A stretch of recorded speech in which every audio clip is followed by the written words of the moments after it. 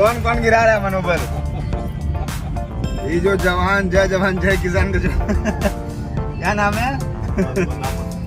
नहीं नाम नहीं लेंगे, कोई बात नहीं। लेकिन ये जो जवान लौंडे हैं जो अपने नाम के आगे जवान लगा के YouTube पे पैसा बना रहे हैं, उनका मैसेज का स्क्रीनशॉट पड़ा हुआ है मेरे पास इंस्टाग्राम पे। कह रहे हैं विशाल भैया क्या किए हैं आप, बहुत अच्छा काम किए हैं, क्या मस्त बोले हैं आप, आपने इसको रेल दिया, आपने उसको रेल दिया। हम लोग सब लोग पवन भैया के साथ हैं। एक फोटो खिंचाने के लिए पूरा इवेंट में एक पैर पे खड़े रहते थे। आज जब इज्जत नहीं मिल रहा है तो अगेंस्ट बोल रहे हैं। बोलिए बोलिए, तुम्हारे कुत्ता भोंकते रहता है, कुछ हो नहीं पाता है। लाजवाब भैया जी, एकदम लाजवाब, खतरनाक। लेकिन फिर भी जब शेर चलता है ना तो गीदड़ पीछे आते रहते हैं और भोंकते रहते हैं कुत्ते। तो आप लोग भोंकिए, कोई दिक्कत नहीं है। चलो कितने लोग ऐड है यार आपने। अच्छा, और जो गाड़ी वाड़ी की बात करते हैं आप लोग कि सेकेंड हैंड गाड़ी 2012 की, अभी वो 2012 ये सेकेंड हैंड गाड़ी अभी भी खरीदने जाओगे ना तो उतने में तुम्हारी पूरी पुश्ते खा लेंगी। समझ में आया?